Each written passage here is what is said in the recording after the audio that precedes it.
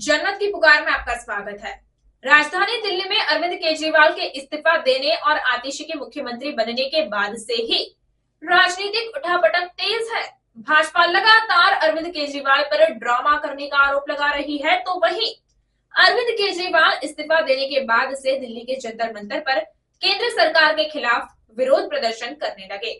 सभी राजनीतिक पार्टियां एक दूसरे के खिलाफ बयानबाजी कर रही है, क्योंकि कुछ ही महीने बाद दिल्ली विधानसभा का चुनाव है। ऐसे में माहौल क्या है, ये जानना बेहद दिलचस्प होगा। खासकर तो त्रिनगर विधानसभा की बात जो अदा करे तो यहाँ माहौल क्या है, यही जानने के लिए जन्नत की पुकार के मुख्य संपादक आर.के. जायसवाल ने जगह जगह दौरा किया और इस दौरान उन्होंने भाजपा नेता संजय शर्मा से बातचीत की है।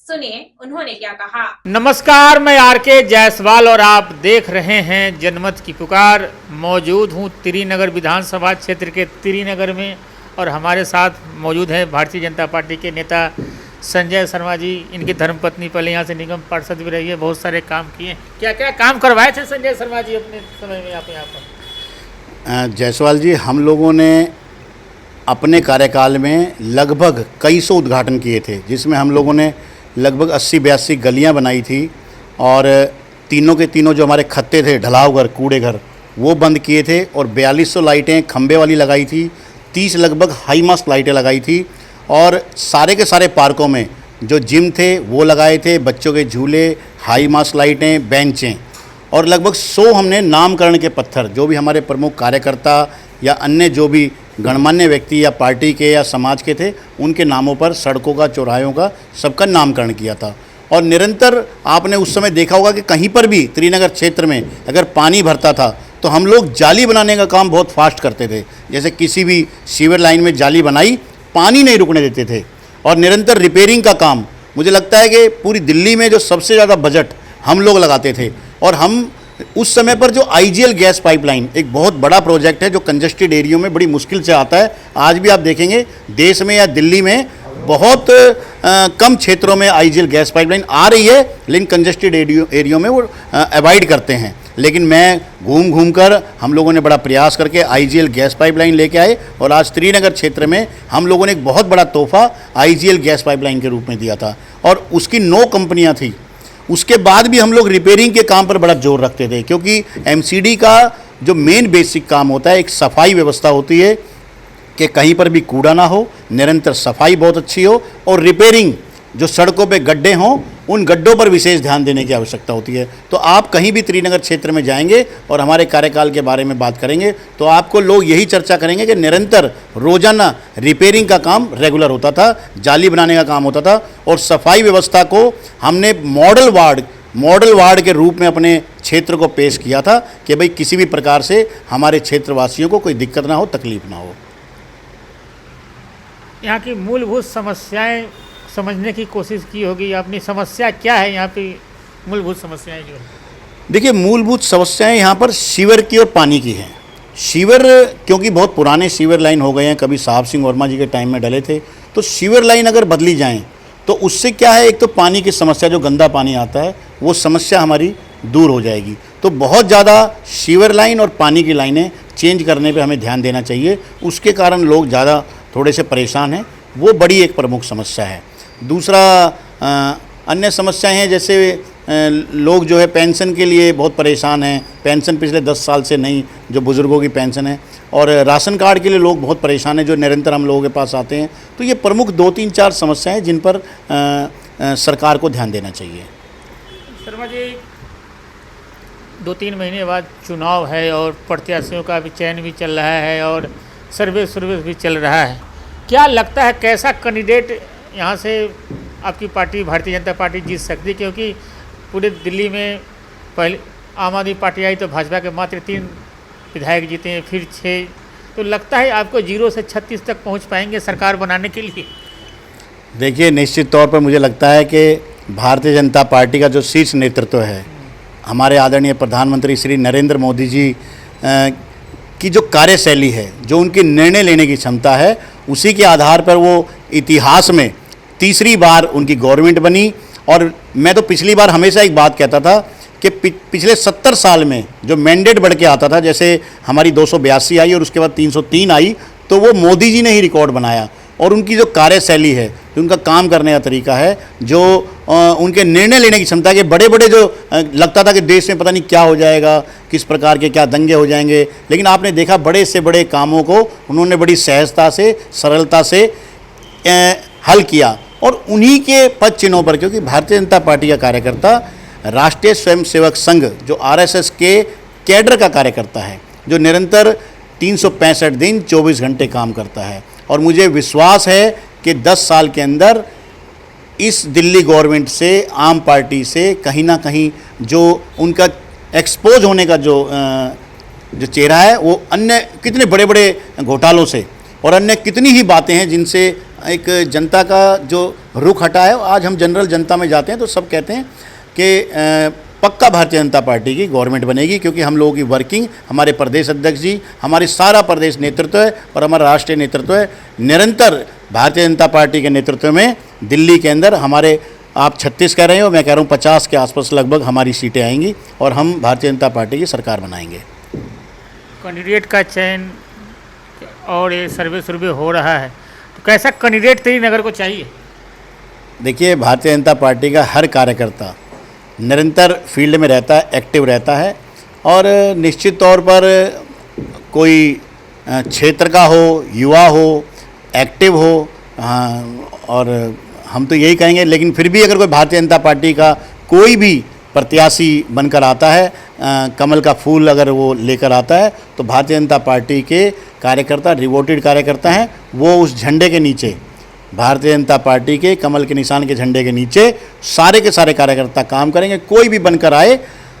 हाँ, ये जरूर है जो आपने कहा कि भाई प्रत्याशी निश्चित तौर पर हम कार्यकर्ताओं के बीच का ही हो, तो चुनाव लड़ने में भी आसानी रहती है, और इजी और सहज जो एक अप्रोच होती है, उससे जो वोटर का रुख रहता है वो भी उनकी तरफ पॉजिटिव रहता है, चुनाव अच्छा लड़ा जाता है, चुनाव खड़ा हो जाता है। एक खबरें व्हाट्सएप पे वायरल हो रही है, मैं देख रहा हूँ आपका ब्राह्मण समाज का कोई मंडल अध्यक्ष का वो कोई दूसरा बदल दिया गया है चुनाव से 2-3 महीने पहले, तो काफ़ी रोष है और कई लोग इस पर लगातार इस्तीफा दे रहे हैं, क्या कहेंगे इस घटना पर? देखिए, ये पार्टी के संगठन के इंटरनल फैसले हैं, क्योंकि ऐसा तो है नहीं कि भाई त्रिनगर वार्ड का अकेला बदला गया है, दिल्ली में लगभग 70 मंडल अध्यक्ष बदले गए हैं। अब वो क्या आधार बनाया है, क्या कारण हुआ है, किसी कार्यकर्ता ने अपनी स्वेच्छा से कहा हो कि भाई मैं इस दायित्व पर काम नहीं करना चाहता, मैं किसी और दायित्व पे, लेकिन सब भारतीय जनता पार्टी के कार्यकर्ता हैं, जो जिनको दायित्व मुक्त हुए हैं वो भी, और जो जिनको नया मिला है उनको भी, सबके सब हमारे यहाँ पर बड़ा परिवार है, बड़ी पार्टी है, पूरे वर्ल्ड के अंदर सबसे बड़ी पार्टी है। तो रीसफलिंग और इस प्रकार की चीज़ें चलती रहती हैं, लेकिन कोई भी नाराज़ नहीं है, सब सहमति से ही फैसला होता है। मुझे लगता है इस प्रकार की कोई बहुत ज़्यादा बड़ा इशू नहीं है। अब ये भाई पार्टी का अपना अपना वो रहता है कि अब कहाँ से वो ज़िले लेवल पे या प्रदेश लेवल पे कोई बात तय हुई होगी, इसीलिए बड़े स्तर पर इतने सारे मंडल अध्यक्ष बदले गए हैं। अच्छा शर्मा जी, अगर हम बात करें आपकी राजनीतिक शुरुआत कैसे हुई थी? हमारी राजनीतिक शुरुआत हमारे ताऊ जी आरएसएस एक जनसंघ से, वो संघ परिवार से ही जुड़े हुए थे, माफ़ी मांगो आंदोलन से भी जुड़े हुए थे। फिर उसके बाद हमारे पिताजी साहब सिंह वर्मा जी, पवन शर्मा जी और अन्य जो भी मदन लाल खुराना जी, उन नेताओं के साथ उन्होंने मंडल में पद पे काम किया, फिर ज़िले में किया और फिर प्रदेश में अनेकों जगहों पर उन्होंने काम किया। तो शुरू से ही परिवार में एक राजनीतिक माहौल था, क्योंकि पिताजी जब काम करते थे तो हम सब भाइयों को, हम चारों भाइयों को, परिवार बड़ा था तो सबको लगाते थे कि भाई आज ये पोस्टर लगा के आओ, आज ये पर्ची बैठ के बनाओ घर में। तो शुरू से ही उन्होंने हम सबका राजनीतिक और सामाजिक क्षेत्रों की तरफ रुझान रखा। और धीरे धीरे फिर जब पिताजी ने, जब हमारे को ये त्रिनगर में भगवान परशुराम भवन की जगह मिली, तो उसके बाद पिताजी की जो रुचि समाज में गई, उन्होंने समाज का काम संभाला कि भाई परशुराम भवन बनाना है। तो उन्होंने फिर पिताजी ने कहा कि भाई अब भारतीय जनता पार्टी में संजय को लगाते हैं। तो उन्होंने फिर मुझे धीरे धीरे करके उस तरफ कहा, और उन्होंने, क्योंकि भगवान परशुराम भवन बनाना था, तो उन्होंने लगभग 7 या 8 साल पहले हिंदुस्तान टाइम्स प्रेस में हमारे पिताजी की जॉब थी, उन्होंने उसको भी, जॉब को भी मतलब छोड़ा कि भाई नहीं भाई मुझे समाज में अब अपना समय देना है। बच्चों के काम अच्छे चल रहे हैं, फैक्ट्रियाँ अच्छी चल रही हैं, व्यापार अच्छा है, तो फिर पिताजी ने समाज में अपना एक समय देना शुरू किया, और मुझे भारतीय जनता पार्टी में। और उसके बाद वैसे भी जैसे पिताजी के रहते रहते ही सबसे बड़े वाले भाई दिल्ली नागरिक सहकारी बैंक में जैसे निरंतर चुनाव लड़ना, अब इस समय भी वर्तमान में डायरेक्टर के उस पे हैं। फिर शशि जी जैसे मंडल में महामंत्री हैं, और उन्होंने परशुराम भवन में कैशियर का चुनाव जीता। हम लोगों ने दिल्ली नगर निगम में एमसीडी का चुनाव। तो निरंतर सारा परिवार शुरू से ही पिताजी के दिखाए हुए रास्ते पर, मार्गदर्शन पे, और फिर धीरे धीरे करके इसी प्रकार से सारा परिवार समाज को समर्पित चल रहा है। कोई पार्टी में, कोई समाज में, कोई अन्य क्षेत्रों में काम कर रहे हैं। शर्मा जी, अगर आपको दावेदार बनाया जाए, जैसे और लोगों से मैं चर्चा करता हूँ तो आपका भी नाम लेते हैं यहाँ पर, तो अगर आपको दावेदार बनाया जाए तो सीट निकाल देंगे आप? देखिए, ये तो आप किसी भी कार्यकर्ता से अगर आप कहेंगे तो निश्चित तौर पर उसका विश्वास, और हम लोगों का विश्वास थोड़ा सा और ज़्यादा, क्योंकि मुझे ऐसा लगता है कि अगर आप पता करेंगे क्षेत्र में, तो हमने भारतीय जनता पार्टी कमल के चुनाव चिन्ह पर जब 2017 में चुनाव लड़ा, तो बहुत एक लंबे समय के बाद हमने ये वार्ड जीता था। पहले भाजपा के कोई काउंसलर यहाँ नहीं, पहले पार्टी के सिंबल पे 67 के बाद जैसे पंडित दीपचंद शर्मा जी, अमृतलाल सिंघल जी, आत्माराम जी, लगातार ही कांग्रेस के, तो हम लोगों ने जैसे 2017 में यहाँ पर भारतीय जनता पार्टी कमल का फूल का हमने एक परचम लहराया था।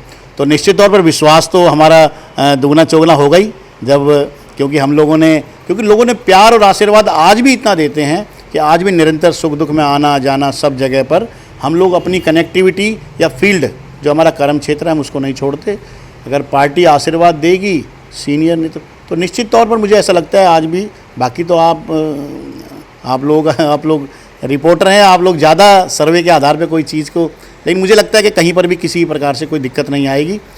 हमारा विश्वास है, हम अपने जो हमारा एक वर्किंग है हम उस पर बड़ा विश्वास रखते हैं। काउंसलर आपकी धर्मपत्नी रही, उसके बाद आपको टिकट नहीं मिला, टिकट वीरेंद्र गोयल, मीनू गोयल को मिल गया, तो उसके बाद भी एक्टिव हैं आप? देखिए, वो तो आपको ज़्यादा पता होगा, आप फील्ड में रहते हैं, आप हर जगह मिलते हैं, और मुझे ऐसा लगता है कि आज भी हमारा कोई ऐसा कोई धार्मिक, राजनीतिक, सामाजिक कोई भी ऐसा कार्यक्रम हो जहां हम ना जाते हो, हमारा प्रयास रहता है कि जहां से भी हमें सूचना मिलती है हम हर जगह उपस्थित रहते हैं। और ये हमारा धर्म भी है और फर्ज भी है, क्योंकि लोगों ने हमें, क्षेत्रवासियों ने हमें आशीर्वाद दिया और इतना प्यार दिया और हम लोगों को पार्षद बनाया था, तो हमारा फ़र्ज़ बनता है कि हम उनके सुख दुख के साथी बन के काम करते रहें। अच्छा शर्मा जी, आप लोग लगातार तिहाड़ जेल में जब बंद रहे अरविंद केजरीवाल, तो उनके घर पे ही, उनके कार्यालय पर, तिहाड़ जेल के बाहर भी आप लोग धरना प्रदर्शन किए और उनसे इस्तीफ़ा मांग रहे थे। और जब अरविंद केजरीवाल स्वयं आते हैं और स्वयं इस्तीफ़ा दे देते हैं, सब कुछ से त्याग दिया, आप लोग शीश महल वगैरह देखे, सब कुछ त्याग दिया उन्होंने। अब वो सिंपल कार्यकर्ता के रूप में काम करेंगे और आप मुख्यमंत्री आतिशी। देखिए, आपने सारी की सारी कोर्ट की गाइडलाइंस जो पढ़ी होंगी, तो मजबूरी था, क्योंकि फाइलों पे साइन नहीं कर सकते आप, मुख्यमंत्री कार्यालय में नहीं जा सकते आप, अन्य कोई किसी प्रकार का, तो ये तो करना ही था, स्वाभाविक बात था कि भाई रिज़ाइन किए बगैर, क्योंकि कुछ फाइलों पे काम करना होता है, तो ये सब उन्होंने इस प्रकार का तो ये डिसीजन लेना ही लेना था। और रहा तो सबको पता है कि आज भी उन्हीं का दरबार लगेगा और उन्हीं के हिसाब से सब चीज़ें चलेंगी, क्योंकि उनकी तो डिक्टेटरशिप है। वो तो आप देखते हैं कि अगर कोई विधायक कोई ज़्यादा बोलता है, तानाशाही करता है या कोई, तो उनकी तानाशाही चलती है पार्टी के अंदर। तो ऐसा कुछ नहीं है, लेकिन वो मुझे लगता है कि जिस प्रकार के अब आप देख रहे हो कि धीरे धीरे करके सब्सिडी बंद हो गई, पानी दिल्ली में गंदा आ रहा है, सीवर जो है आप देख रहे हैं कि पूरी दिल्ली के जाम हैं, सड़कों पे आप देख रहे हैं कि नदियाँ और ये जो आप बन गई हैं, बसें तक भी डूब रही हैं। तो मुझे लगता है कि 10 साल में दिल्ली में विकास के नाम पर जीरो हुआ है। सिर्फ एक आप फ्री की सब्सिडी देकर कब तक लोगों को मूर्ख बनाएंगे। मुझे लगता है कि अब किसी भी प्रकार से लोग बदलाव चाहते हैं। अब लोग चाहते हैं कि 10 साल, इनको 11 साल मौका देके देख लिया है, तो भारतीय जनता पार्टी की और डबल इंजन की जब सरकार आएगी, ऊपर केंद्र में मोदी जी हैं और नीचे हमारा मुख्यमंत्री बनेगा, तो निश्चित तौर पर दिल्ली में जिस प्रकार के लोग आज त्रस्त और पीड़ित हैं, जितने लोग परेशान हैं, छोटी छोटी बारिश आ जाती है लोगों को निकलना मुश्किल हो जाता है।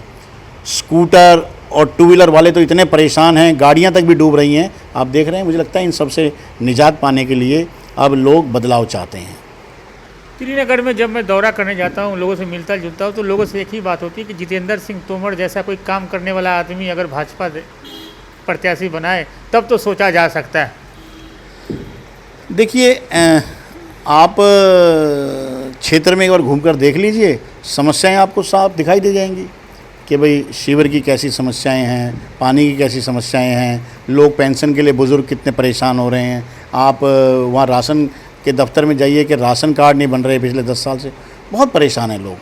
ठीक है, भाई दिल्ली गवर्नमेंट उनकी है, बहुमत से है, तो निश्चित तौर पर बजट उनके पास है, तो सड़कें हैं या गलियाँ वो तो बनवाएंगे ही, स्वाभाविक। लेकिन जो बेसिक जो सुविधा जो आम जनता को मिलनी चाहिए, आप एक बात समझे, 2,500 रुपये एक बुज़ुर्ग के लिए बहुत बड़ी चीज़ है। क्यों नहीं पेंशन खोल रहे? पानी, आदमी कहता है पानी, आप प्रैक्टिकली आप लोगों से जाके पूछो, कहते हैं हमें फ्री का पानी नहीं चाहिए, लेकिन हमें पानी 24 घंटे चाहिए, हमें पानी साफ़ चाहिए। शिविर, वो कहते हैं कि बदबू में रह रहे हैं, इतने महंगे महंगे मकान खरीद रहे हैं, लेकिन उसके बाद हम बदबू में रह रहे हैं। तो राशन कार्ड आप ये तो मानेंगे ना कि जिनको भी मोदी जी राशन दे रहे हैं उनको राशन कार्ड के आधार पर ही दे रहे हैं ना, उन्हीं को दे रहे हैं ना। लेकिन जिनके राशन कार्ड पिछले 10 साल से नहीं बन रहे, ये बहुत बड़े मुद्दे हैं। जो लाखों लाख लोग एक तरफ इकट्ठे होते जा रहे हैं, कई लाख बुजुर्ग इकट्ठे हो गए, कई लाख जिनके राशन कार्ड नहीं बने वो इकट्ठे हो गए हैं। पानी के लिए पूरी दिल्ली जो है बड़ी त्रस्त और पीड़ित है, पानी गंदा आ रहा है, शिविर पूरे दिल्ली के जाम हैं। तो बहुत बड़े मुद्दे हैं जिन पर एक मुद्दे और भी है साफ़ सफाई के। जब मैं लोगों के बीच में तो साफ़ सफाई कम हो रहे हैं।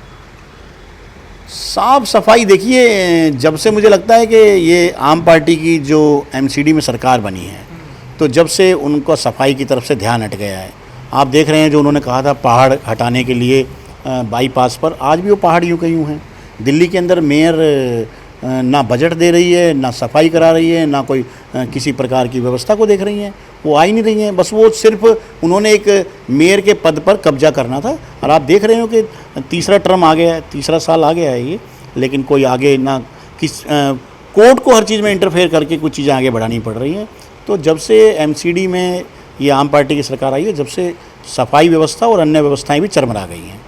माहौल है भाजपा के लिए 100% निश्चित तौर पर 100% भारतीय जनता पार्टी की दिल्ली के अंदर सरकार बनेगी और बहुमत से सरकार बनेगी। आप देखना, लोग बदलाव चाहते हैं। चलो मैं भी देखता हूँ जी। 6 सीट है आपकी, 7 सीट से 36 सीट पे कैसे पहुँचते हैं? विश्वास है? पूरा विश्वास है। आप देखना, मोदी जी के नेतृत्व में भारतीय जनता पार्टी का हर कार्यकर्ता बहुत मेहनत कर रहा है और दिल्ली की जनता भी बदलाव चाहती है। तो हमारे साथ बात कर रहे थे भारतीय जनता पार्टी के नेता संजय शर्मा जी। मिलते हैं किसी और खबरों के साथ।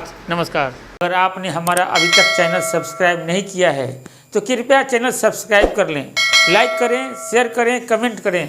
तो मिलते हैं फिर किसी और खबरों के साथ। नमस्कार।